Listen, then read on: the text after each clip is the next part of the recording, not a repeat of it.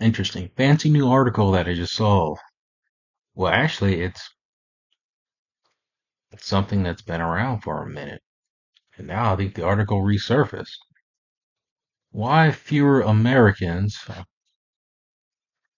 why Americans are watching fewer American made shows. Huh. Well,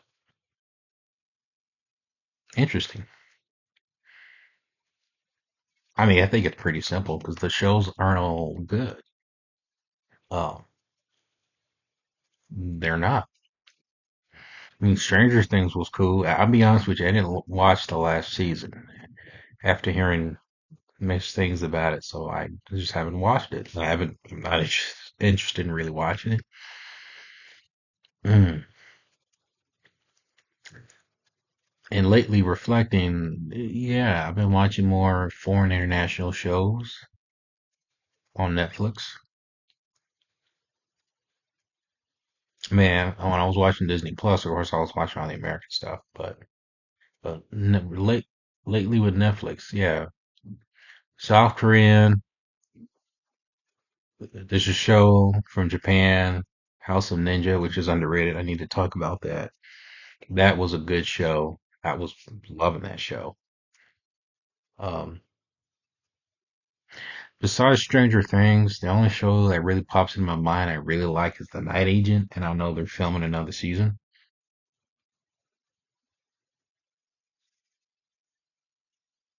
And yeah, man, yeah.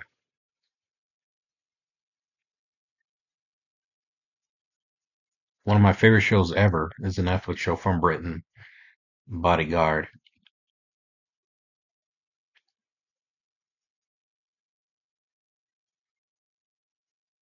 Hmm. Reflecting. A lot of the shows or a lot of the properties that America would make would half of them would be remakes from movies from Asia, movies from Britain. I mean, it's rare that you have any of them remake our stuff.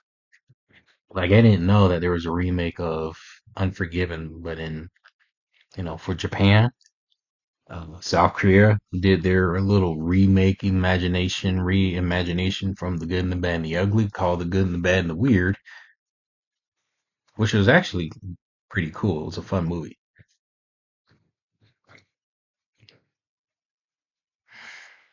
You know, that's actually interesting to watch. To look up. You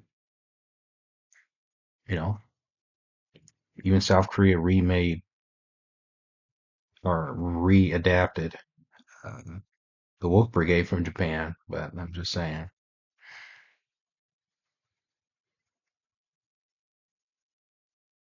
But yeah, man. I mean, remake a lot of other properties, most particularly in Asia and Spain, most particularly Asia. Half the time the remakes aren't as good. I think the rare remake, it's not funny. It's actually one of my favorite movies. A remake from an Asian property that they were gonna do sequels, but they just never materialized, and it's probably a good thing. I considered this director's best movie, and it's a remake of a Chinese film, and it won Best Picture at the Oscars. And that's Martin Scorsese with The Departed back in 2006, 20 years. Hmm. A remake that won Best Picture. Yeah, that was 20 years ago. That movie was good. Yeah, man. I think the stories are engaging. The characters are more likable.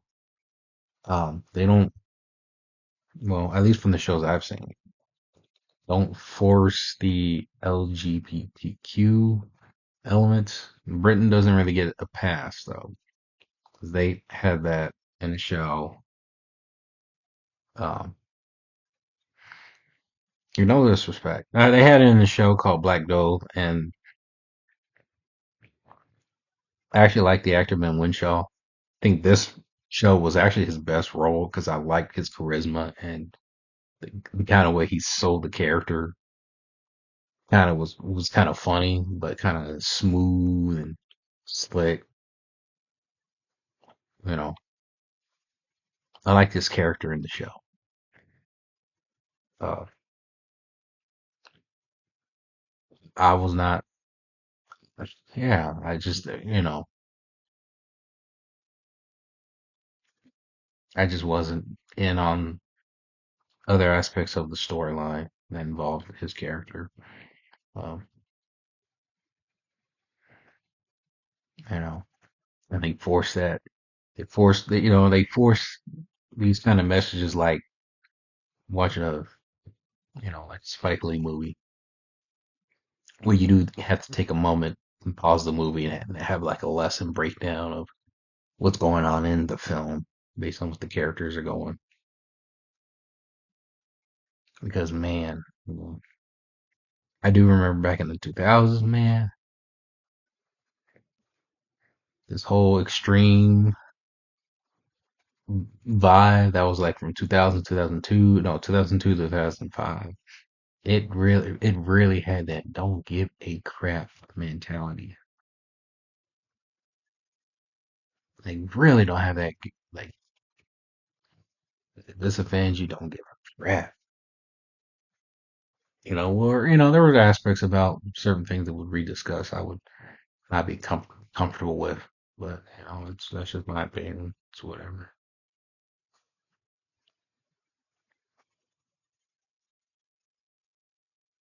But uh, these stories are that are written abroad from South Korea, from Japan. Um,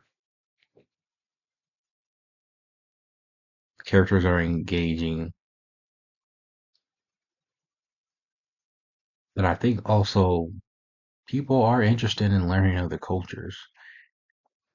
And I think now there's this big boom.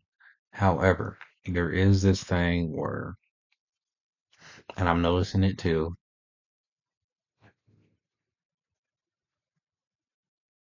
they appreciate that you're willing to learn other cultures. They don't want the culture itself to be replaced to fit what I'm thinking of, to fit the standards of somebody else. Culture is important, and it's best to preserve it.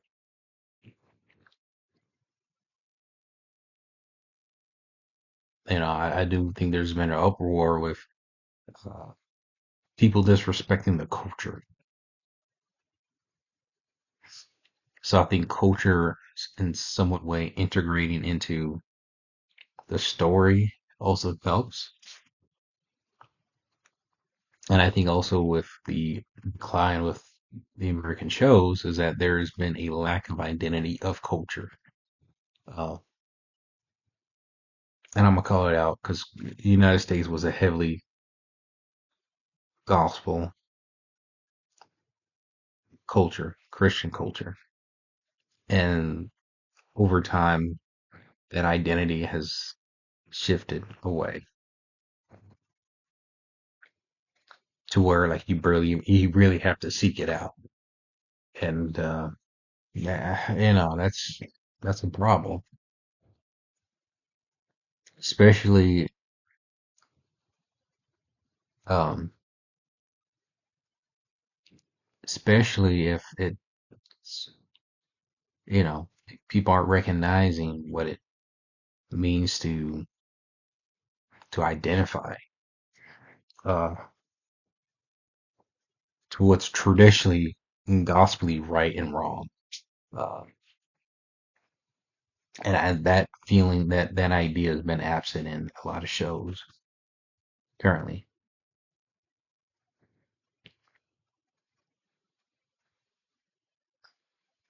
And plus, you don't see a lot of American shows lately that's like, especially for an action show, that's a simple good and evil story. You don't really get that. Like you want to root for the hero and you really, really want to hate the villain. Anime is so popular right now, man. You know, it's hard to believe. No, it's not hard to believe. Anime was cool. It is still cool. I still like watching it. I'm more picky on what animes I like to watch. I like something that's a little bit more out there, uh, more interesting.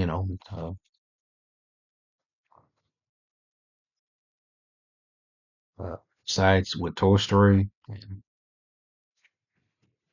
well, no, last year Demon Slayer was literally one of the top 10 movies of last year.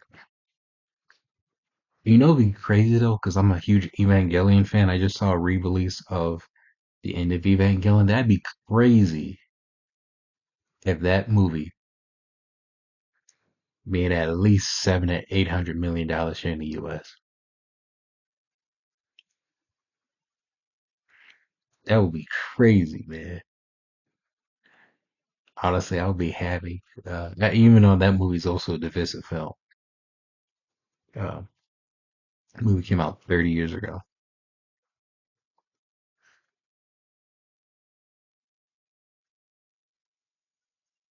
but it had a very unique story. Evangelion's a very unique story, very thought-provoking, multi-layered story. Like when I first discovered it, I was like deep diving into it. I was trying to figure out every little thing that that tried to make sense to me. It was it's you whatever you think about the main character, but you know, it, Shinji is a character where you're kind of split on whether you like him or you don't like him. But the story was very multi-layer written.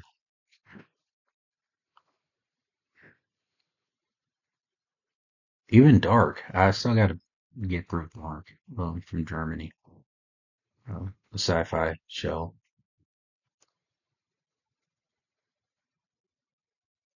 There's like I think every country is gonna represent some sort of political vibes that represent their stuff that they have going on in their country. Um, China, I think theirs are a little bit running the nose, but they don't deviate from right and wrong. But they have their system how they like to tell their movies, and that's fine. Some people, there's a video I remember watching. I forgot what it was called. I think it was called the Film Calligraphy. I think that's the YouTube channel, and that in the contents of that video, that creator was basically telling he was tired of the politics that were going on that was represented in each Chinese film and how they would have a certain checklist of what they need to have in their film. But kind of the same thing here.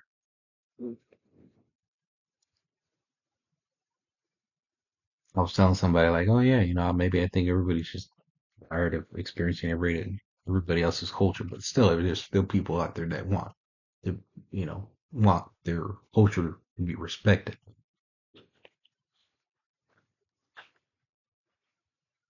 But reflecting on that back to why Americans are watching too many American shows. Well, yeah, the quality, the writing, and the level of morality in these stories are well written, but they're simple. And also, they stick to the nature of why we were originally designed for. So it's easy to understand, easy to relate. Period. Period. Period. I don't give a shit. Period. You know, like I'm seriously, I thought the last really good versus evil kind of story, even though it got some political elements into it, was Paul Thomas Anderson's One Battle After Another. I know that movie's divisive, but I enjoyed it. but also the main character is kind of a bad guy too. So he's doing some bad stuff. I mean, when you really think about it, he's kind of a bad guy. He's like one of those anti groups that like militia groups and that will go out and fight against the government, but also you deal with a villain who's kind of sadistic in his own way, and so it's like one bad trying to beat out another. When you think about it, I mean, you don't get a simple character that's relatable, still trying to stick to the right thing in a biblical way, trying to do the right thing, fighting against evil. You don't get that no more. You don't feel the hero's journey, the strength of it. I'm not saying he has to be perfect. They have to be perfect in every way, but something heroic.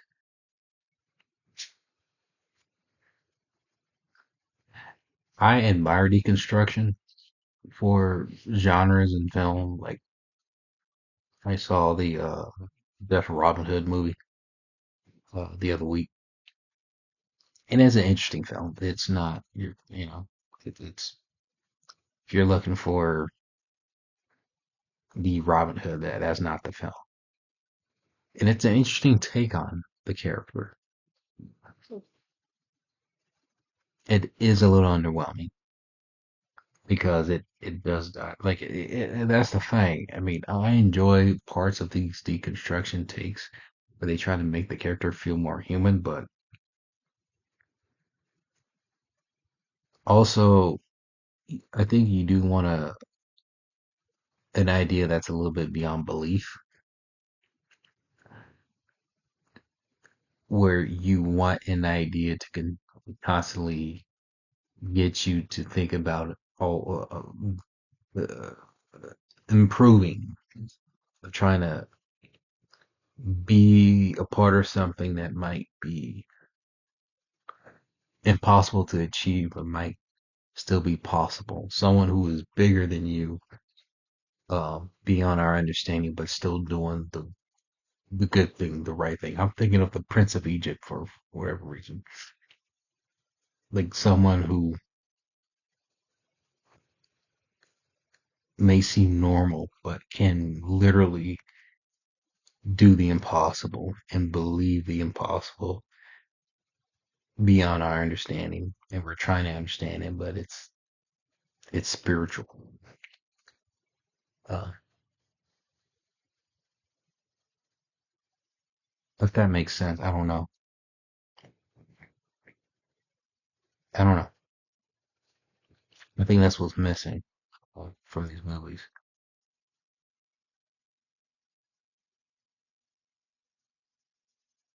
They go a lot of ways to trying to they trying to misunderstand like the good and the bad, like misunderstand the evil. No, man.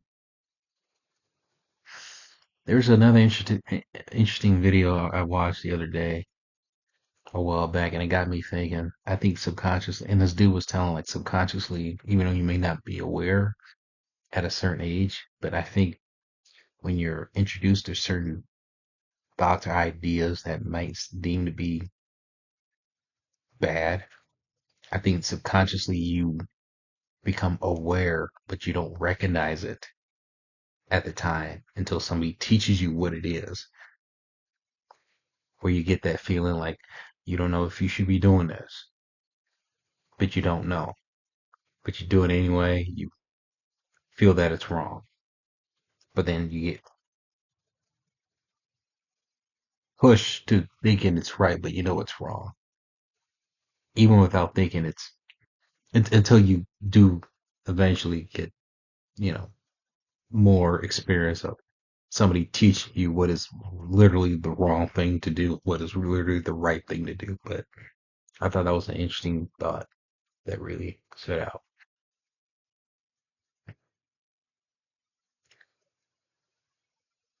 This has gone on longer than what I thought. I don't know. I think I had more of what I originally thought. to go into this video, but I think the core of it is really we're sacrificing a simple story that's relatable to what made sense in the first place, and we keep changing it. And that's why these stories aren't good, because they keep changing something that we know isn't wrong. And they call it, oh, it's good entertainment. No, it's not. It might be fun to watch, but it ain't. It ain't. You know, like that controversy with that new Neon film. Whatever it is, I'm not watching it. Especially hearing certain things about it. I might go see Disclosure Day, despite some things going on with it, but I don't know. Like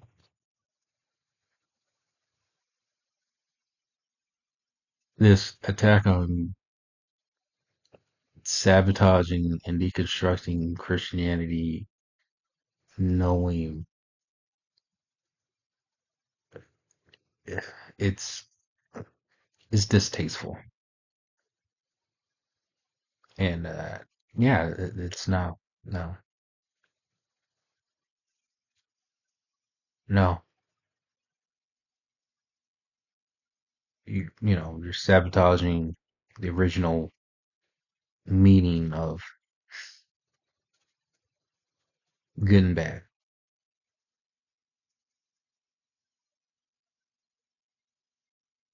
Yeah. So I'm actually kind of glad that that is, but there's a downside. Glad like more other shows that are sticking to the original viewpoint of good and evil. They're going to these other shows in other countries. Plus, also, like I said, they are written well better. Like the last show I watched and I finally had a chance to watch it was The Orbital Sea, and it was a very interesting show with actress Donna Bay, South Korean actress Donna Bay. Very interesting sci-fi show. Very fascinating. And that's the thing. How, you got the executives thinking they know what the audience wants. You don't know what they want. I can tell you straight up, they gonna keep making the wrong moves. Audiences are just gonna turn elsewhere, and then you know what's going to happen. Especially those trying to get in Hollywood. I think there's just gonna be more of an independent boom. More people trying to just create their own stuff.